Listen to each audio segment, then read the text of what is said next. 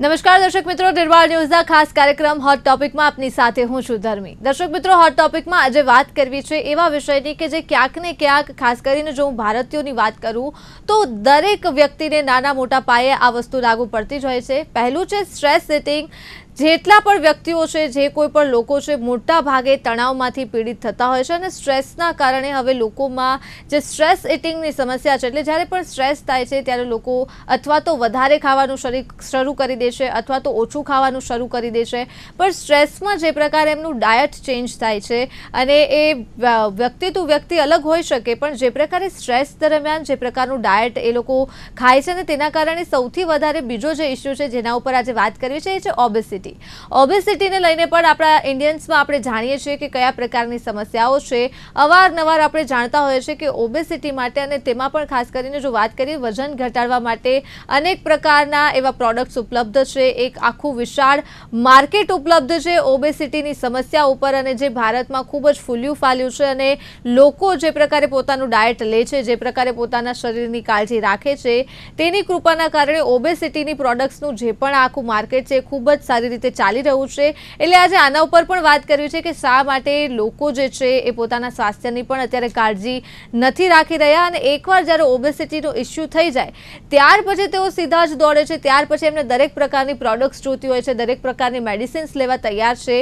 પણ એ પહેલાં જ જ્યારે તેમની અંદર એ કોઈ પણ પ્રકારની સમસ્યા નથી ત્યારે જ શા માટે એ લોકો કોઈ પણ પ્રકારે પોતાના સ્વાસ્થ્યની કાળજી નથી રાખતા, કેમ પોતાની જે હેલ્થ છે એ ટેકન ફોર ગ્રાન્ટેડ લઈ રહ્યા છે। એટલે આજે આ જ વિષય ઉપર વાત કરવા માટે આપણી સાથે જોડાયા છે ડાયટિશિયન શ્રેયા ઓઝા અને સાથે જોડાયા છે પલ્મોનોલોજીસ્ટ ડોક્ટર અભિષેક પ્રજાપતિ। સૌપ્રથમ આ બંને એક્સપર્ટનું હાર્દિક સ્વાગત છે નિર્માણ ન્યૂઝમાં। સૌથી પહેલા જો શ્રેયાજી આ શરૂઆત વિષયની આપનાથી કરું તો જે પ્રકારે મેં જણાવ્યું, આજે મારે આપની પાસેથી સૌથી પહેલા એ જાણવું છે શ્રેયાજી કે જે પ્રકારે લોકોમાં જ્યારે એક સમય બાદ ઓબેસિટીનો ઇસ્યુ થઈ જાય છે ત્યારબાદ લોકો સફાળા જાગે છે અને એમને ખ્યાલ આવે છે કે મારા સ્વાસ્થ્યમાં આ પરેશાની છે, આ પ્રોબ્લેમ થયો છે, અને ત્યાર પછી લોકો કોઈ પણ મેડિસિન્સ ખાવા પણ તૈયાર થઈ જતા હોય છે। તો શા માટે જ્યારે સમસ્યા નથી એ પહેલાં જ એ લોકો હેલ્ધી ડાયટ ખાવા તૈયાર નથી હોતા? કલ્ચર એવું છે કે સ્ટ્રીટ ફૂડ બહુ જ વધી ગયું છે અને એ હેન્ડી પણ હોય છે અને પોકેટ ફ્રેન્ડલી પણ હોય છે। આજકાલ લોકોને ફિઝિકલ વર્ક નથી કરવું, એટલે તમે આજે જોશો તો કિચનમાં જનરલી સેટરડે સન્ડે બધાને છુટ્ટી જ હોય છે, બધા જ આઉટસાઇડ ફૂડ ખાતા હોય છે અને એ પણ એવું ખાતા હોય છે કે જે એ લોકોની હેલ્થ માટે નુકસાન કરે છે। આજે આપણે જોઈએ છે તો નાની ઉંમરમાં કોલેસ્ટ્રોલ આવી જાય છે, ડાયાબિટીસ આવી જાય છે, બીપી આવી જાય છે અને બાળકોમાં પણ આપણે જોઈએ છે તો ઓબેસિટી વધતી જાય છે, કારણ કે આજકાલના બાળકોને પણ આપણે એવું નથી શીખવાડતા કે એ લોકોને ઘરનું ખાવાનું છે। જનરલી જે પેકેટ ફૂડ હોય છે એ ઇઝીલી અવેલેબલ હોય છે અને 10-20 રૂપીઝમાં પણ મળી જતું હોય છે। એટલે જનરલી હું એવું માનું છું કે એ લોકો જે આ હેન્ડી પ્રોડક્ટ્સ બાય કરે છે અને વારંવાર ખાય છે, કારણ કે પ્રોસેસ્ડ હોય છે, એટલે એ લોકોને સેટિસ્ફેક્શન નથી મળતું। ઓવર સોલ્ટેડ હોય છે, ઓવર ફ્રાઈડ હોય છે, ઓવર પ્રોસેસ્ડ હોય છે, એટલે એ સેટિસ્ફેક્શન ન મળવાના કારણે પણ ઓવર ઇટિંગ થાય છે અને એના કારણે ઓબેસિટી વધતી જાય છે। બિલકુલ ડોક્ટર અભિષેક, શું કહેશો આપ? સૌથી પહેલા મારે એ જાણવું છે કે ઓબેસિટીની જે સમસ્યા છે તેનું મૂળ કારણ શું છે? ઓબેસિટીની શરૂઆત કેવી રીતે થાય છે? હા, સૌથી ઓબેસિટી જો અત્યારના ટાઈમમાં આપણે જોઈએ તો વર્લ્ડ લેવલે એ WHO એને એપિડેમિક ડિક્લેર કરેલો છે અમુક વર્ષો પહેલા। એટલે એ ઓબેસિટી એક એવું કહેવાતું હતું કે લાઇફસ્ટાઇલ ડિઝીઝ કહેવાય। એટલે મીન્સ કે આપણું બેઠાડું જીવન હોય અને સ્ટ્રેસ હોય એને કારણે હોય, પણ એ હવે એટલો બધો વધી ગયો છે છેલ્લા 20 થી 25 વર્ષમાં, બીકોઝ કે આપણી જે લાઈફસ્ટાઈલ છે એ ઘણી ચેન્જ થઈ ગઈ આપણા હ્યુમન બિંગની। કે જે પહેલા આપણે મહેનત કરીને જ કામ કરવું પડતું હતું, ખેતી કરવી પડતી હતી, એ બધી જગ્યાએ એની જગ્યાએ હવે લગભગ બધી જગ્યાએ ફેક્ટરી થઈ ગઈ, આપણું ઓફિસ આપણું કામનું જે પેટર્ન છે ઘણી ચેન્જ થઈ ગઈ, બધામાં લગભગ હવે ઓફિસ વર્કના રિલેટેડ કામ બધા વધતી ગઈ જોબ। એટલે મીન્સ કે over the period of time બધાને લગભગ બેઠાડું જીવન થયું અને બધી જ ફેસિલિટી હવે બધાને ઘરે મળતી થઈ ગઈ। છેલ્લા 5-7 વર્ષની અંદર હવે આપણે ઝોમેટો, સ્વિગી અને બીજી બધી જે આપણે કહેવાય ઉબેર, આપણે ઈટ્સ, એ બધા જ એ પણ હવે ઘરે આવતા થઈ ગયા। એટલે આપણે ચાલીને ક્યાંક જવાનું, ચાલીને કંઈક કામ કરવાનું, ચાલીને આપણે કશું કરવાનું, એવી એક્સરસાઇઝની રિક્વાયરમેન્ટ જો આપણે ખરેખર હવે કેવું કે બેઝિક નીડ માટે હવે ચાલવાની જરૂરત નથી આપણા માણસને અત્યારે। હવે ગામડામાં જે માણસ લોકો રહેતા હોય એમાં એ લોકો હજી અમુક સમય માટે ચાલીને જતા હોય છે, જ્યારે આપણે શહેરની અંદર તો લગભગ અને ઇવન સેકન્ડ બી ગ્રેડ ટાઉન્સમાં પણ હવે એવું બધી જ ફેસિલિટી બધે અવેલેબલ છે કે જ્યાં આગળ આપણે ચાલીને કે આપણે સાયકલ ચલાવીને કે કશે જવાની જરૂર નથી. બધી જ ફેસિલિટી, કામ કરવાનું હોય તો ત્યાં ઓફિસ વર્ક હોય અને ક્યાંક કશું લાવવાનું હોય તો પણ બધું જ ઘરે હવે ઓનલાઈન આપણે એપ્લિકેશનથી આપણે કરીએ ઓર્ડર અને આપણા ઘરે બધું આવી જતું હોય છે. એટલે મીન્સ કે ચાલવું, એક્સરસાઇઝ કરવું, આપણી હેલ્થને આપણે મેન્ટેન કરવી, એના માટે આપણે સ્પેશિયલ ફોકસ રાખીને કરવું પડે. જે આપણે કહીએ ને 10 સ્ટેપ ચાલવા પડે તો ભાઈ આપણે હેલ્થ માટે આપણે ચાલવું પડશે, અમુક યોગ કરવા પડશે, એક્સરસાઇઝ કરવી પડશે, આપણે જાતે સેલ્ફ મોટિવેટ થઈને કરવું પડે છે. અને એને કારણે નાના બાળકને આપણે જોઈએ તો બધા જ બાળકોમાં હવે મોબાઈલનું એટલું હોય વલણ, એટલે મોબાઈલમાં બેસી બેસીને જ ખાવાની આદત પડેલી હોય. એટલે હવે કેવું કે નાનપણથી લઈને મોટા લોકોને જે તમે કહો સ્ટ્રેસ, એટલે બેઝિકલી ઓબેસિટીની અંદર સ્ટ્રેસને કારણે કોર્ટિસોલ રિલીઝ થાય છે, એની જો પેથોફિઝિયોલોજી સમજીએ તો, અને એના કારણે ઓવર ઇટિંગ થતું હોય છે. અને over the period of time જ્યારે માણસ થોડો આપણે બાળકથી લઈને કે એડલ્ટ સુધીમાં જ્યારે સમજુ થઈ જાય એટલે એક વિશેષ સાયકલ બને. શું થાય સાયકલ? તો કે પેલા આ સ્ટ્રેસને કારણે કોર્ટિસોલ રિલીઝ થાય એટલે વધારે ખાવાની ઈચ્છા થાય, એટલે માણસ થોડો અને બેઠાવું જીવન હોય એટલે ઓબેસિટી આવે, મેદસ્વીતા આવે. એ ઓબેસિટી થાય એટલે એને પાછું ઓર સ્ટ્રેસ વધે કે હું જાડો થઈ ગયો છું, હું જાડી થઈ ગયું છું, મારથી હવે ઓવર ઇટિંગ થઈ ગયું છે. અને એ સ્ટ્રેસને કારણે પાછું કોર્ટિસોલ રિલીઝ થાય એટલે પાછું ઓવર ઇટિંગ થાય અને એને કારણે પાછું ઓર મેદસ્વીતા આવે અને એને કારણે આપણું જે એક્સરસાઇઝ ફિઝિકલ હોય ઓર ઓછું થાય. એટલે મીન્સ વિશેષ સાયકલ ચાલ્યા કરે. અને બિલકુલ, એટલે એના આ કારણે ચાલ્યા કરે છે ડોક્ટર અભિષેક. એટલે એમાં સવાલ એ થાય, જે પ્રકારે તમે કીધું કે સેલ્ફ મોટિવેટેડ થવું પડે, તો હવે એની શરૂઆત ક્યાંથી થાય? આપણે સૌ કોઈ જાણીએ છીએ કે એકવાર ઓબેસિટી આવી જાય છે, એકવાર ઓબેસિટીની સમસ્યા થઈ જાય છે, એના પછી લોકો દવાઓ ખાય છે, પણ જો એના પહેલાં જ ક્યાંકથી શરૂઆત કરવી હોય, આપણે જાણીએ છીએ કે આ પ્રકારની સમસ્યા થઈ જશે, જે પ્રકારની લાઈફસ્ટાઈલ છે, અને આજકાલ સૌ કોઈ જાણે છે કે શું ખાવાથી શું થાય છે, અમારી લાઈફસ્ટાઈલ કેવી છે, પણ તેમ છતાં પણ એ લોકો એ જ રસ્તા ઉપર ચાલે છે, ના લાઈફસ્ટાઈલ સુધરે છે કે ન તો એ લોકો પોતે મોટિવેટ થાય છે જીમ જવા માટે. તો આ સેલ્ફ મોટિવેશન ક્યાંથી લાવી શકાય? એટલે સેલ્ફ મોટિવેશન જો આપણે ઘરેથી સ્ટાર્ટ કરવું પડે કે એ માતા પિતા સૌથી પહેલા બાળકોમાં એની પેલું આપણે બીજ વાવવું પડે. એટલે કે જે આપણે જે પ્રોસેસ ફૂડ અને જે રીતે આ શ્રેયાબેને કીધું ને કે આપણે જે આપણું જંક ફૂડ જે છે અત્યારે જે આપણે બહુ જ લાર્જલી કન્ઝમ્પશન થાય છે બાળકોથી લઈને વૃદ્ધોમાં, એ સૌથી વધારે એમાં એ લોકોનું કેલરી લેવલ અને ઇન્ડિયન જંક ફૂડ જે કહેવાય ને વેસ્ટર્ન જંક ફૂડ કે મેકડોનાલ્ડ કે એની જે ટિક્કી હોય ને એની અંદર એ લોકો બહુ જ ફોરેનમાં બહુ જ એનો ક્વોલિટી કંટ્રોલ હોય અને અમુક કેલરીથી વધારે એ એલો નથી કરતા. પણ ઇન્ડિયન એ જે જંક ફૂડ સેમ એની ફ્રેન્ચાઇઝીની અંદર એ જંક ફૂડ જે હોય એમાં એ ટેસ્ટી બનાવવા માટે એટલી બધી કેલરી જે આપણને અનહેલ્ધી કેલરીઝ નાખવામાં આવે છે જેને કારણે એ બધા ફૂડ ટેસ્ટી થાય, જેને કારણે વારંવાર કન્ઝમ્પશન થવાની ઈચ્છા થાય. એ બધું આપણે ઇન્ડિયામાં થોડું એમાં ઘણું બધું લિબર્ટી છે. તો એ પ્રોસેસ ફૂડ ટેસ્ટી હોવાને કારણે બાળકોથી લઈને વૃદ્ધોમાં બધામાં એનું કન્ઝમ્પશન ઘણું વધી ગયું છે. હવે એ જો બાળકોથી સ્ટાર્ટ કરીએ તો ઘરમાં એ પેરેન્ટ્સ જ એનું રિસ્ટ્રિક્શન લાવવું પડે અને ખુદ પેરેન્ટ્સે પહેલા સેલ્ફ મોટિવેટ થઈને રિસ્ટ્રિક્શન કરવું પડે. અને કેવું છે કે ઓબેસિટીને કારણે બીપી, ડાયાબિટીસ, હાઇપોથાઇરોઇડિઝમ, સ્લીપ એપ્નિયા અને ઇવન છેલ્લે કેન્સર એવા બધા જ રોગો થતા હોય છે. એટલે એ વસ્તુનો આપણે કંટ્રોલ આપણે જાતે લાવવો જ પડે. અને કારણ કે એ મેદસ્વીતા જે છે એ બહુ બધી કહેવાય ને કે આખું એક આપણું શરીર જે છે એ માંદગીઓથી ભરેલું શરીર કહેવાય એ મેદસ્વીતા. એટલે જાતે જ આપણે એ મોટિવેટ થઈને આપણે રિસ્ટ્રિક્ટ કરવું પડે. અને જો એ જીનેટિક છે, મીન્સ કે જે ફેમિલીમાં ઓબેસિટી જીનેટિક છે, વારસાગત છે, એ લોકોએ તો ખૂબ જ ધ્યાન રાખવું પડે કારણ કે એ ઓબેસિટી એ વારસા જીન્સને કારણે એ લોકો એટલા મેદસ્વી હોય તો એ લોકોએ તો ભયંકર ડાયટ કંટ્રોલ કરવો પડે, ખૂબ જ એક્સરસાઇઝ કરવી પડે. અને જે અત્યારે જે મોસ્ટલી જે આપણે ઓબેસિટી છે એ આપણે જાતે પેદા કરેલી છે કે અમુક લોકોના ફેમિલીમાં જીન્સ પણ એવા ના હોય પણ બેઠાડું જીવન અને આપણી લાઈફસ્ટાઈલ, આપણી જે અનડિસિપ્લિન લાઈફસ્ટાઈલને કારણે આપણે મેદસ્વીતા તરફ જતા રહીએ. તો એના માટે કમ્પલસરી આપણે યોગ કરવા જોઈએ, ડાયટ પર કંટ્રોલ લાવવો ખૂબ જ જરૂરી છે. અને જે આપણે એક્સ્ટ્રા ચીઝ છે, એક્સ્ટ્રા પનીર છે, આપણે ફોર્ટિફાઈડ આપણે જે ઓઇલ વાળા ફૂડ છે, જંક ફૂડ છે, એ ડેફિનેટલી અમુક એજ પરથી તમે લોકો માનો કે આપણે માનીએ કે ના માનીએ એને કારણે આપણે સ્ટ્રોક, હાર્ટ એટેક અને બીજા જે કહેવાય કેન્સરના રોગો ખૂબ જ વધેલા છે. એનું મેઇન ઇમ્પોર્ટન્ટ રીઝન આ ઓબેસિટી છે. તો એમાં કંટ્રોલ કરવો એ આપણા માટે ખૂબ જ જરૂરી છે. અને જેટલા અર્લી આપણે આ મોડિફાઈડ અથવા તો ડિસિપ્લિન લાઈફસ્ટાઈલ અપનાવીએ, જેમાં સૌથી પહેલું આવે ડાયટ કંટ્રોલ અને પછી આવે એક્સરસાઇઝ, એ બે વસ્તુ આપણે અપનાવી જરૂરી છે. મારી પર્સનલ વાત કરું તો મારી ફેમિલીમાં એવું ઓબેસિટી નથી, પણ હું એ ડોક્ટર હોવાથી હું સમજી ગયો હતો કે આપણે આ જે ઇન્ડિયન જે જંક ફૂડની જે છે એને કારણે ખૂબ જ આપણા ચાન્સીસ વધે છે. તો હું મારી 30s મેં સ્ટાર્ટ કરેલું કે મેં ડાયટ કંટ્રોલ કરેલું અને અત્યારે એ 30s જે મેં ડાયટ કંટ્રોલ કર્યો, જંક ફૂડ ખૂબ જ મારું નહિવત છે મારા ડેલી લાઈફમાં અને કહેવાય કે હું અઠવાડિયે કરીને મહિને એક વખત જંક ફૂડ ખાતો હોઈશ, જેના કારણે મારો હાઈ રેશિયો મેં ખાસો મેન્ટેન રાખ્યો છે અને મારું જે રિસ્ક ફેક્ટર મેં મારી જાતે જ ડાઉન કરેલું છે. એટલે એ પર્સનલ મોટિવેશન વગર કોઈના કહેવાથી એ આપણે નથી આવવાનું. એ જ્યારે આની જાણકારી તમારે આપણે આવા ન્યૂઝ થ્રુ આપણે જાણીએ અને માણસ જ્યારે ખબર પડે કે આ વસ્તુ આપણે હાનિકારક છે, પછી તો સેલ્ફ મોટિવેશન લાવવું પડે અને ફેમિલીમાં જાતે એનો જે મુખ્ય હોય, પેરેન્ટ્સ હોય, એ એનામાં એના બીજ વાવીને એને કન્ટ્રીબ્યુટ કરવું પડે, તો જ એ આમાં એનું એક્ઝિક્યુશન અથવા એન્ડ રિઝલ્ટ સારું આવી શકે. એટલે self motivation is the only key, અને એ જાતે જ આપણે લાવવી પડે. એ કોઈના કહેવાથી લાવે એ થઈ શકે એમ નથી. બિલકુલ, એટલે જો જંક ફૂડની વાત ડોક્ટર અભિષેક આપે એ ખૂબ સાચી કરી છે અને સૌથી વધારે એક આ મુદ્દો ચર્ચા લાયક એ પણ છે. શ્રેયાજી, શું કહેશો? આ જંક ફૂડની જે ચર્ચા થઈ રહી છે, અવારનવાર જંક ફૂડને લઈને અનેક સવાલો ઉઠતા હોય છે અને આપણે ગુજરાતની જો વાત કરીએ તો ગુજરાતમાં તો એક્સ્ટ્રા ચીઝ, એક્સ્ટ્રા પનીરની જે પ્રકારે ડોક્ટર અભિષેકે વાત કરી, આપણે તો સેન્ડવિચમાં પણ ચીઝ નાખવાવાળી ગુજરાતીઓ છીએ. એટલે હવે જ્યારે ગુજરાતીઓની જો વાત કરીએ શ્રેયા, તો જંક ફૂડ એ ક્યારે ખાવું જોઈએ, કેટલા સમયાંતરે ખાવું જોઈએ? કેમ કે એને લઈને હંમેશા બહુ બધી કન્ફ્યુઝન હોતી હોય છે. ઘણા લોકો એવું કહેતા હોય છે કે એક અઠવાડિયામાં ખાઈ શકાય, ઘણા લોકો કહે છે મહિનામાં એકવાર ખાઈ શકાય, કોઈ કહે છે ચીઝ ખાઈ શકાય, ન ખાઈ શકાય. એટલે આજે એ જણાવો કે ઓબેસિટીને લઈને જો આપણે ધ્યાનમાં રાખતા હોય ડાયટને, તો જંક ફૂડને લઈને કઈ કઈ બાબતનું ધ્યાન રાખવું જોઈએ અને જંક ફૂડમાં પણ કયું કયું એવું ફૂડ છે કે જે સૌથી વધારે હાર્મફુલ છે? કે તમારે જો ટાર્ગેટ કયો છે એના પર ડિપેન્ડ છે. તમારું મેટાબોલિઝમ, તમારી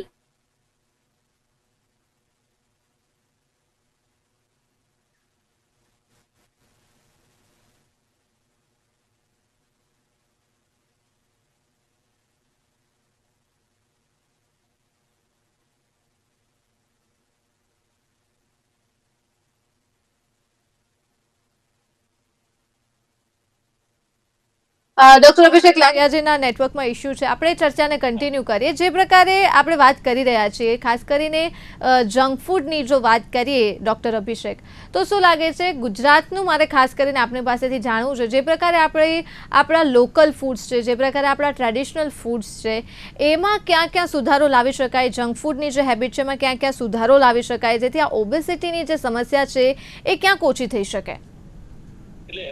કેવું છે કે જો હવે ઘણી જગ્યાએ આપણા ગુજરાતની અંદર પણ ઘણા આઉટલેટ આપણે છે ને જોઈએ છીએ કે એ લોકો હેલ્ધી, એમનું જે ઇન્ગ્રેડિયન્ટ જે હોય છે એમાં ઘણું બધું હેલ્થ રિલેટેડ કોન્શિયસ થઈને કોમ્પોઝિશન લખતા હોય છે.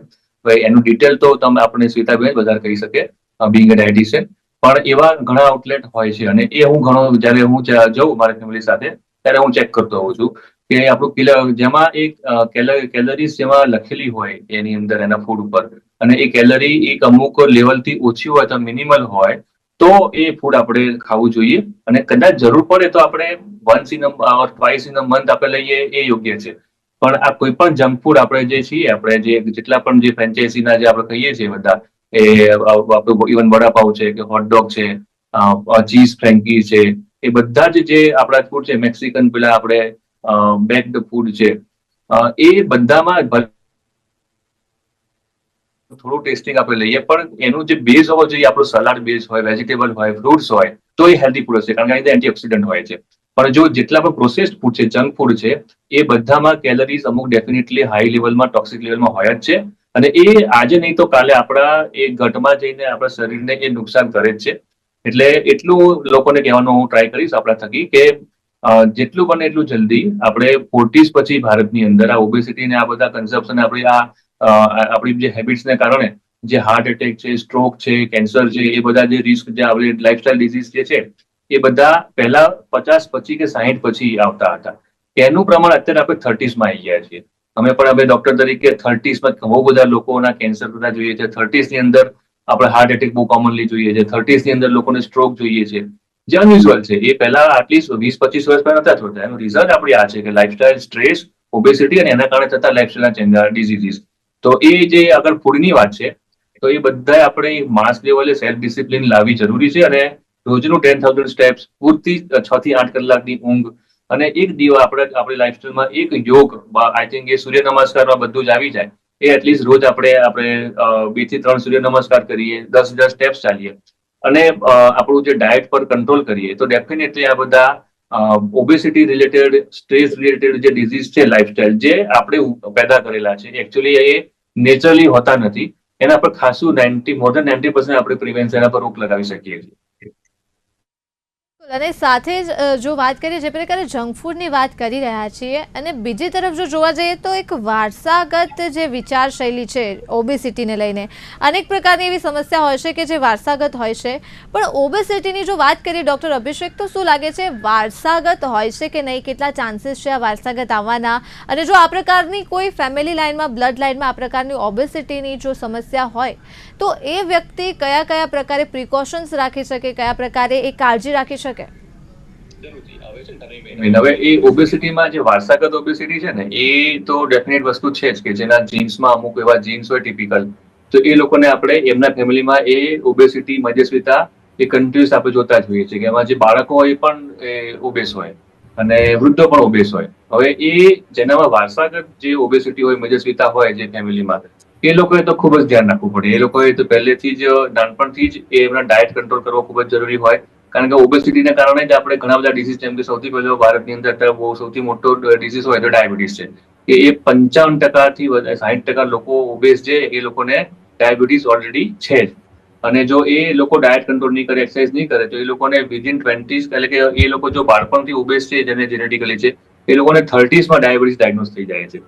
એટલે અને ડાયાબિટીસ જ્યારે આવે એટલે એ મલ્ટી સિસ્ટમ ડિઝીઝ કહેવાય. એટલે એ આખા શરીરના હેડથી લઈને ટો સુધી દરેક ઓર્ગનને એ એફેક્ટ કરે અને વેસલમાં એ બ્લોક થાય, એ હાર્ટ એટેક થવાના ચાન્સીસ વધારે, એમને સ્ટ્રોક થવાના ચાન્સીસ વધે અને સ્લીપ રિલેટેડ ડિસઓર્ડર થવાના ચાન્સીસ વધે.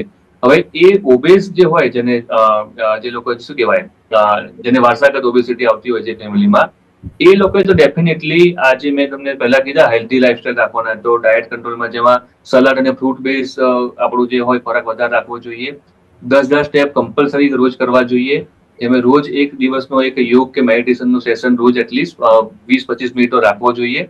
જો આ તમે મેન્ટેન કરે તો એની અંદર ઓબેસિટીમાં બે કોન્સેપ્ટ ચાલે છે કે એક હોય હેલ્ધી ઓબેસિટી અને એક હોય અનહેલ્ધી ઓબેસિટી. એટલે ઘણા લોકો આપણે આજુબાજુ જોતા હોઈએ કે હોય ભલે ઓબેસ, પણ એ લોકોની ફિઝિકલ કેપેસિટી ઘણી વધારે હોય, કે મીન્સ કે એક આપણે વધારે ચાલવાનું છે, 20 કિલોમીટર, 25 કિલોમીટર, 40 કિલોમીટર સાયકલિંગ કરવાનું છે, સ્વિમિંગ કરવાનું છે, તો એ પેલા એક થીન એન્ડ લીન જે વ્યવસ્થિત લાગતો એના કરતા એની કેપેસિટી ડબલ, ટ્રિપલ હોઈ શકે છે. તો એમાં એ લોકોને એ ઓબેસિટી એમના જીન્સના કારણે છે, પણ એમને એની ફિઝિકલ કેપેસિટી અગર તો ડાયટ અને એક્સરસાઇઝના કારણે જો મેન્ટેન રાખેલી હોય તો એ હેલ્ધી ઓબેસ માણસ પણ સારું એવું જિંદગી સારી રીતે આપણે પેલા અનહેલ્ધી યંગ થીન માણસ કરતા સારી રીતે જીવી શકે છે. એટલે જેને ઓબેસ જેનેટિકલી હોય ઓબેસિટી જે ફેમિલીમાં, એ લોકોએ ડેફિનેટલી ખૂબ જ સાવચેતી રાખીને, ખૂબ જ આપણે એલર્ટ થઈને આ બધા જે હેલ્ધી લાઈફસ્ટાઈલના જે ચેન્જીસ છે એ બહુ જ અર્લી એમને પોતાની લાઈફમાં એમને અપનાવવા પડે, તો એ એમની લાઈફ સારી રીતે એ લોકો જીવી શકે. જી બિલકુલ. શું કહેશો, જે પ્રકારે આ ચર્ચા ચાલી રહી છે જંક ફૂડ વિશે પણ આપણે વાત કરી, બીજો એક સવાલ જો ઓબેસિટીને લઈને શ્રેયાજી આપણે વાત કરીએ તો એ છે ડેઇલી જીવનમાં પીવાતા કેફીન પદાર્થો, એમાં પછી ચા, કોફી, બધી જ વસ્તુ આવી જાય. આ પ્રકારના જે કેફીન્સ છે એ કયા પ્રકારે શું ઓબેસિટીમાં આપણને કોઈ હાર્મ કરે છે કે નહીં? ચા, કોફી ઘણી વખત માપમાં હોય તો ઠીક છે, પણ જો વધી જાય તો ચા અને કોફીને ઓબેસિટી સાથે કોઈ લેવા દેવા છે કે નહીં? વધારે જો થાય તો તેનાથી શું નુકસાન થઈ શકે? અને સાથે એક દર્શક મિત્રનો પર્સનલ પણ સવાલ હતો કે જો એ ઘઉંની રોટલી જો છોડી ચૂક્યા હોય, ઘઉં ન ખાતા હોય અને ચા, કોફી વધારે પીતા હોય તો શું હાર્મ થઈ શકે કે નહીં? ચા કોફીને તમે આખા દિવસની 1 કે 2 કપ પીવો એટલે 150 ml ટોટલ તો ઇનફ છે એટલી, જો તમને આદત જ છે તો. કારણ કે તમારા એનર્જી લેવલ થોડું ઘણું ઇન્ક્રીઝ કરે એટલે તમને એવું લાગે કે ચા પી લીધી પછી બહુ મજા આવી ગઈ, એટલે જ ફીલ થાય છે, એની અંદર કેફેન છે એટલે.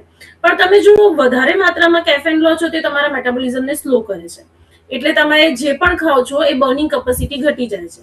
એટલે ફોર એક્ઝામ્પલ તમે ઘઉંની રોટલી આજે સ્ટોપ કરી અને તમને જવની કે ઓટ્સની રોટલી ખાવાની ચાલુ કરી, પણ એની સાથે સાથે જ તમે આખા દિવસના 15 થી 16 કપ ચા પી જાઓ છો, જે નાના નાના સ્મોલ કપ કેટલી પર મળે છે એવા, તો એ તમે સતત પીવો છો એટલે સતત તમે તમારા મેટાબોલિઝમને સ્લો કરી રહ્યા છો. એટલે એક સાઈડ તમે તમારું રૂટીન ચેન્જ કર્યું અને બીજી સાઈડ તમે ચા પીવાની વધારે કરી, તો તમે જે જવની કે ઓટ્સની રોટલી ખાવ છો એ પણ બર્ન નથી થઈ રહી, એટલે તમારી આખા દિવસમાં જે મેટાબોલિઝમ સ્કોર છે એ તમારો ડાઉન થઈ જશે. એટલે તમે ચા કોફી કે બીજા કોઈ પણ કેફેન છે એની અંદર સુગર પણ તમારી એટલી જ જઈ રહી છે ને, એટલે તમે જેટલા પ્રમાણમાં ચા લેશો કે કોફી લેશો એટલા જ માત્રામાં તમે સુગર પણ વધારે લઈ રહ્યા છો, જો તમે ચા કોફી જ લઈ રહ્યા છો તો. અને જો બીજા તમે કોઈ પણ પેલા જે ઠંડા પીણા આવતા હોય છે તમે જો લેશો તો એમાં તો માત્ર સુગર છે, એની અંદર ખાલી એમ્પ્ટી કેલરીઝ છે. તો એ જે કેલરીઝ તમે લઈ રહ્યા છો એના કારણે તમને એવું લાગે છે કે હું ઓછી કેલરી લઈ રહી છું, પણ એની કરતા તમે વધારે કેલરી લઈ રહ્યા છો. એટલે તમારું મેટાબોલિઝમ સ્લો થશે તો તમારું વજન ઉતરવાની જગ્યાએ વધશે, એટલે તમને કોઈ બેનિફિટ નહીં મળે. બિલકુલ. સાથે જો વાત કરીએ આપણે તો બાળકોના ટિફિન બોક્સની મારે ખાસ વાત કરવી છે. અનેક એવા વિડીયોઝ જોતી હોઉં છું, અનેક એવા સમાચાર સામે આવતા હોય છે કે પહેલાંના સમયમાં જે બાળકોને લંચ બોક્સ મળતો હતો સ્કૂલ ડેઝમાં અને હવે જે બાળકો પોતાના લંચમાં લાવે છે, ખરેખર એ પણ એક ખૂબ વિસ્તારપૂર્વક ચર્ચા કરવાનો વિષય છે. કેમ કે મોટા ભાગે બાળકોના જે લંચ બોક્સ હોય છે એમાં રેડીમેડ કોઈ પણ નાસ્તો હોય છે, અથવા તો કોઈ પેકેટ્સ આપી દેવામાં આવે છે, અથવા તો આ જ પ્રકારના નાસ્તા મોટા ભાગે જોવા મળે છે. એમાં મેગીથી લઈ અને ચોકલેટ સુધી દરેક વસ્તુ આવી જાય છે. આ જે હેબિટ છે અત્યારના પેરેન્ટ્સની કે સમયના અભાવના કારણે બાળકો આ પ્રકારના નાસ્તા ખાતા થયા છે સ્કૂલમાં, આ વસ્તુ જે છે એ કેટલી હાર્મફુલ છે બાળકો માટે? બિલકુલ હાર્મફુલ છે, એટલે ચાઇલ્ડ ઓબેસિટી વધતી જાય છે. કારણ કે જે પેક ફૂડ આપણે જ પેરેન્ટ્સ જ આદત પાડીએ છીએ ને કે ડબ્બામાં તમે જે લઈ જાઓ છો એ તમે મેક્સિમમ ખાવાના છો. તો હવે સ્કૂલમાં તો એવું હોવું જોઈએ, અને અત્યારે ઘણી બધી સ્કૂલ્સે એવું સ્ટાર્ટ પણ કર્યું છે કે તમે હેલ્ધી મીલ જ તમે લઈ જઈ શકો, અનહેલ્ધી અલાઉડ નથી. ઘણી બધી સ્કૂલના ડેલી રૂટીન પણ હોય છે કે 7 ડેઝના એ લોકો 7 પ્લાન્સ આપતા હોય છે કે જે પ્રમાણે તમારે ફોલો કરવાનું છે. પણ જો લંચ બોક્સની અંદર તમે રોટી સબ્જીની આદત પાડશો ને તો એ સ્કૂલમાં જઈને ટીચર એને સ્ટ્રિક્ટલી ખવડાવશે. એટલે આજે બાળક જો કોઈ શાક નહીં ખાતું હોય ને ઘરે, તો કદાચ તમે એને ડબ્બામાં આપશો તો એ ખાઈ લેશે. એટલે મારું એવું માનવું છે કે પેક ફૂડ છે કે કોઈ પણ અત્યારે તમે જુઓ તો જે ફ્રેન્ચ ફ્રાઈઝ ને એ બધાનો ટ્રેન્ડ પણ બહુ વધી રહ્યો છે, જે ડીપ ફ્રાય છે. એટલે બાળકોને જનરલી એવું જ આપવામાં આવે છે કે જે અનહેલ્ધી છે, મેંદાથી બનેલું છે. તો એના કારણે ચાઇલ્ડ ઓબેસિટી વધવાના ચાન્સીસ છે. એની જગ્યાએ લંચ બોક્સની અંદર તમારે એવું લંચ આપવું જોઈએ કે જે બાળક ઘરે નથી ખાતું, એ સ્કૂલમાં કદાચ એના ફ્રેન્ડ્સને જોઈને પણ ખાઈ લેશે કે એના ટીચરની બીકમાં પણ એ ખાઈ લેશે. એટલે એને ક્યાં તો તમે પરાઠા આપો, ક્યાં રોટી સબ્જી આપો, ક્યાં થેપલા આપો, એવું કંઈ પણ ફૂડ આપો જે તમારા ઘરનું કલ્ચર છે, અને એ જ એ આપશો ને તો એ ધીરે ધીરે શીખશે. બિલકુલ. અને ચર્ચાના છેલ્લા કેટલાક સવાલો એ કે ડૉક્ટર અભિષેક, જે પ્રકારે આપણે જાણીએ છીએ કે હવે પેઢી દર પેઢી બદલાવ આવી રહ્યો છે લાઇફસ્ટાઇલમાં, આમ જોવા જઈએ તો જીમનો ક્રેઝ ઘણો વધ્યો છે પેઢીમાં. એ આપણે જાણીએ છીએ કે આજકાલની પેઢી જીમ ફ્રીક બની છે. પહેલાંના સમયમાં લોકો એટલું જીમ નહોતા કરતા, પણ તેની સામે પડકાર એ છે કે આજકાલની પેઢીમાં વ્યસન પણ એટલું જ વધ્યું છે જે પહેલાં નહોતું. ઓબેસિટીની જો વાત કરીએ, અત્યારની પેઢીની આ જે લાઇફસ્ટાઇલ છે કે એક તરફ એ લોકો જીમ તો જઈ રહ્યા છે, પણ બીજી તરફ જીમથી બહાર નીકળીને વ્યસન પણ એ લોકો એટલું જ કરી રહ્યા છે. આજની પેઢી માટે શું કહેશો ડૉક્ટર અભિષેક, જો એમને લાઇફસ્ટાઇલ મેન્ટેન કરવી હોય?